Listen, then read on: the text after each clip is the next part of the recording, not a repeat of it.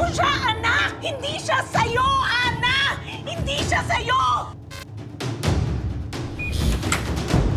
Pwede ko ba kayo makausap? Handa na ako magpa-interview. Ilang beses ko hong nilapit yun sa maraming tao na sinasaktan yung bata pero wala naniniwala sa akin. Pinapalabas na yung interview mo with Anna. Kinidnap mo siya. Tama. Si Sarah, yung mga ganong klaseng tao, hindi ka dapat maging ina. Highest ratings ever, Miranda! They're even thinking of promoting you to be the head of the news department. Pinagtagpi-tagpi lang nila yung sinabi ko sa interview. Hindi ho yun yung sinabi ko. Pinaliktad lang niya ako. Nagkatiwalaan ka ng anak ko? Tapos sisirain mo siya? Bakit ngayon takot na takot ka? Ang lahat po ng ito ay masasagot lamang ng katotohanan.